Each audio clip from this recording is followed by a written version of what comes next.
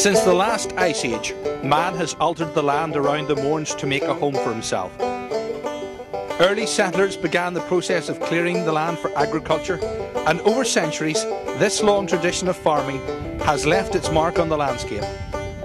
From the 18th century, the abundant granite in the mountains was exploited as a building stone and resulted in numerous small quarries being opened. In more recent times, the mountains have been used as a source of drinking water. All this human activity has helped shape the living landscape which we see and appreciate today in the Mournes. We're on Trassey track leading to Hares Gap, one of the many passes in the Mourne Mountains. You can see it passes through the 2.5 metre high, 1 metre thick Mourne wall, which goes 22 miles over 15 peaks in the Mourne Mountains. The Mourne wall marks the water catchment area of the Ben Crum and Silent Valley Reservoir, but all this landscape is set to change very soon when a national park status is declared here.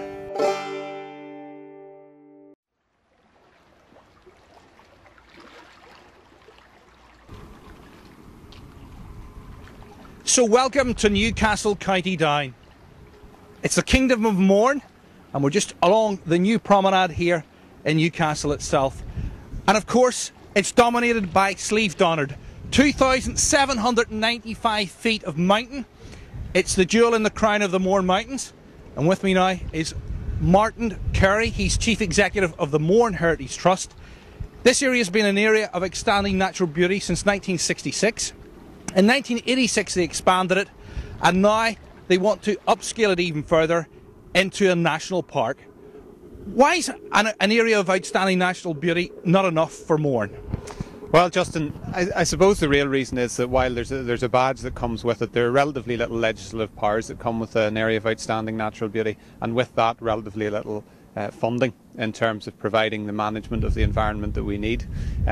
We feel we've got a national park quality landscape here, and we're starting with the peace dividend in Northern Ireland to get national park standard visitor numbers.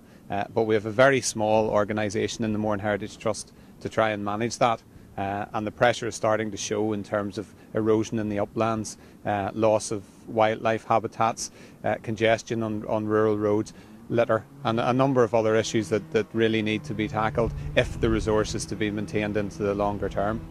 But a national park, it just isn't about tourism. I know it employs over 2,000 people, puts 72 million a year into the economy.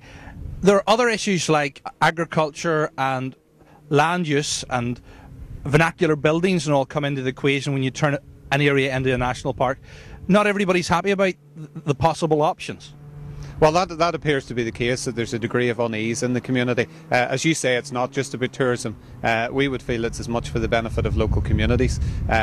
National Park, one of the aims of national parks, if they were established in Northern Ireland, would be to work for the benefit of local communities.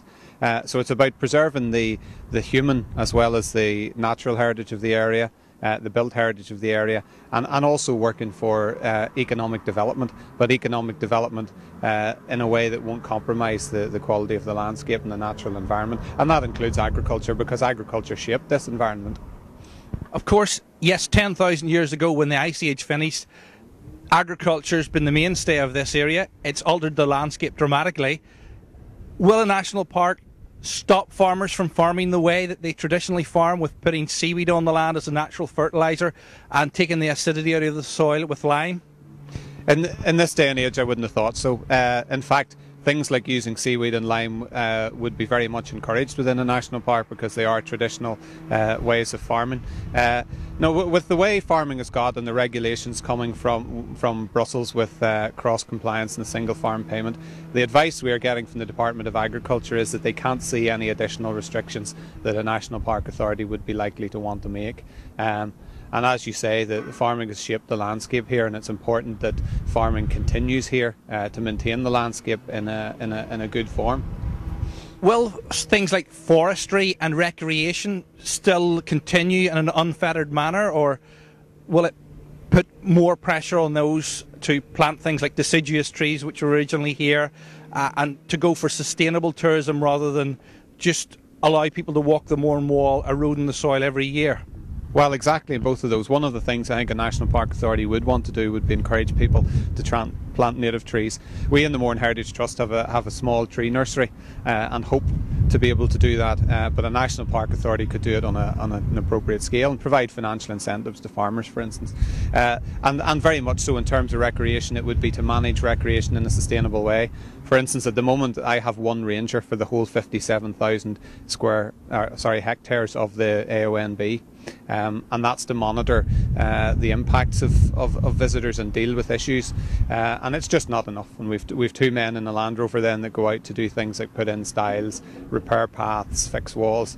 And again, with the visitor numbers we're getting, we reckon from our visitor counters upwards of 150,000 in the Mourne uplands alone every year. That it's a national park scale management is needed. But can the infrastructure actually cope with that level of visitors? It's a lot smaller than the Lake District in England, and it's under intense pressure. Absolutely. Well, we think it can. One thing I would say is it can't cope with, at the moment, with the management arrangements that are in place, it can't cope with the current level of visitors. We would hope that with proper management arrangements you could absorb a higher number of visitors but with less damage. As you say, the Lake District is much bigger in land area, but also has a much bigger catchment in terms of several large cities on its doorstep. Mourne has a sizable catchment between the Belfast and Dublin metropolitan areas, but nothing that we don't feel could be coped with if management was appropriate. As I say, the bigger danger is to allow the natural growth of visitor numbers that's happening at the moment, but not put the management arrangements in place to deal with that. Now, if the national park proposals do go through, all this won't come online immediately, will it? No, well, the current timescale is somewhat uncertain at the moment, but one thing we do know is that legislation to enable national parks in Northern Ireland isn't likely to be in place until 2009. After that, if a Mourne National Park was to be designated, there would be further legislation required. So we're looking 2011, 2012 perhaps before such an arrangement could be put in place.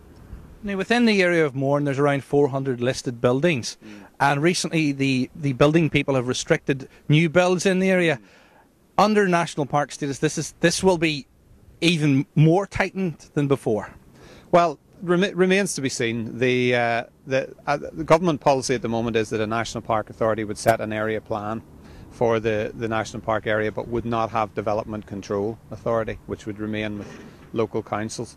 And again, the advice we get from planners is it's unlikely that the national park plan would impose restrictions any more than are already in place via the area plans that already govern the area in terms of new build. What they may do is require particular design standards. And it's something of a myth that national park authorities are very hard in planning terms. I've just had a piece of research across my desk that shows that 2 of the 3 national parks in Yorkshire and the Humber have a higher than the national average rate of planning approvals, and the other is around the national average. So what you'll find is that national park authorities, with the resources and expertise they have, tend to be able to work quite well with local communities to ensure that any development that is proposed is sympathetic and that they therefore get good applications. Now, you've had working group visits to places like Scotland and Wales to see how other national parks fare there, but people like, especially the farmers, aren't maybe too proactive when it comes to the national park. They're not that keen on the idea. Would that be the case? Well, it's difficult to tell until the responses to the consultation are analysed. The consultation closes on the 31st of January, and we'll see then via the written responses that people have put in. Certainly it's been clear from a number of the public meetings that sections of the agriculture community have concerns, and rightly so. There are issues about Mourne that make it different from many other national park areas, not least the population being higher. So if we do have a national park, it has to be tailored to the particular requirements here, and a lot of the issues that have been raised in the consultations by farmers and others, because it must be remembered this will affect everyone in the area, will have to be taken into account in designing a national park here. And when it's all done and dusted in 5 years' time and there is a national park here, how do you think things will have changed? Well, I hope by virtue of our own efforts that they won't have changed dramatically in terms of the environment that we see here, but it has undergone a decline, and quite steady decline in recent years in terms of the heather, the erosion around paths and the uplands, loss of biodiversity. I hope that the landscape at least doesn't deteriorate further in those years. To be honest, from my perspective, a National Park Authority with proper resources to address those issues can't come soon enough. What I'm pretty sure will have happened by then is that the visitor numbers will have continued to grow. The number of people wanting to live in the area will have continued to grow, and all the associated problems with that. Okay, with Martin Carey on the Promenade in Newcastle, County Down, I'm Justin McCartney.